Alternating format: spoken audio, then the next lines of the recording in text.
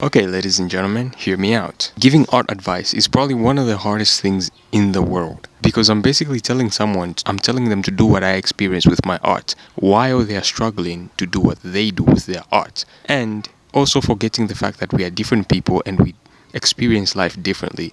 So the way they are going to gain inspiration is not the way that I'm going to gain inspiration. But I'm just going to make this video to just get a point across, if that makes sense. So, tip number one, get off phone. You're probably wondering, you're like, oh my goodness, what is this guy talking about? What does the phone have to do with art? Here's what I mean.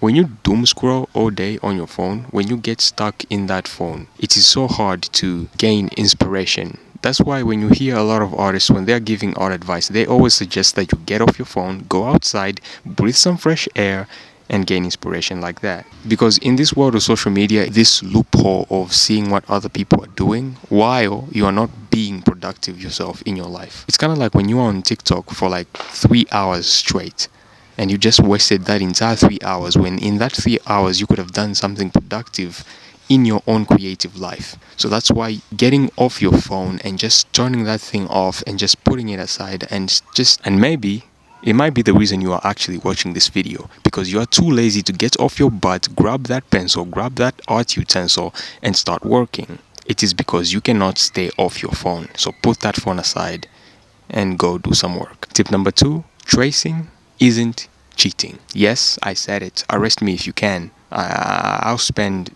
10 years behind bars with this claim, okay? Tracing is not cheating, okay? That's one of the biggest lies I've ever heard in my creative arts career or whatever. And I've realized that tracing has been probably one of the best techniques I've ever used to improve my art. And here's what I mean.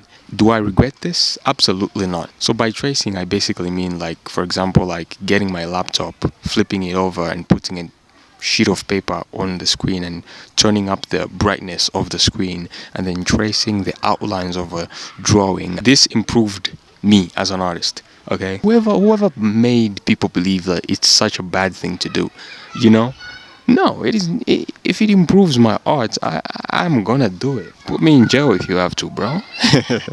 It's kind of like, it's the same thing when people try to make a case to say using a reference is cheating, especially people who are in like digital art, right? People who do digital art, illustrations and paintings.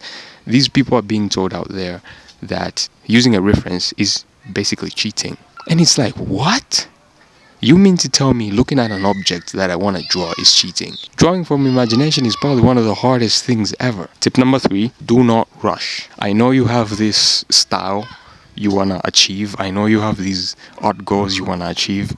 But one thing people always say is you can do anything you set your mind to. And that is so true. Like, think of anything you want to achieve in the world. You can achieve that thing basically by believing and putting your mind to it. Because if you put your mind to it, the hard work is going to follow. That's it. So stop overthinking about, oh, I see this artist who's good on, Instagram and they're better than me. So I want to do exactly like them as soon as possible. Maybe that artist is on, for example, they're on level 20 with their drawings and you're not even on level 5 yet. But you want to rush things and you want to force yourself and you are like, oh, I want to be at their level so bad. But the reality is you're just not. Give it a little time and you're going to be better than them. I've seen this in my own arts career where I had people that I looked up to 5 years ago, right? People that I considered to be Leonardo da Vinci type of level. These guys were making art, if you know what I'm talking about. 5 years later, here I am, and I'm making way more better things than they are. Like, I see these guys post on social media all the time, and their drawings just not hitting me as much as they used to hit me. I'm getting to realize that I've now become better than the people I used to look up to because this happened because I put my mind to it.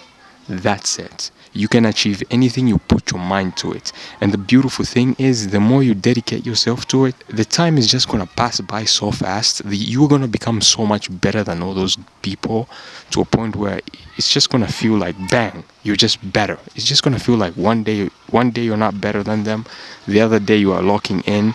and you're dedicating yourself to it, the next day you're better than them. That's it. Okay, so those are 3 tips that I really wish I knew sooner as an artist. So like this video, subscribe, comment down below your thoughts, comment down below any questions, any requests that you have, any questions, I don't know, put them in the comments down below, and I'll see you guys in the next video. Peace out.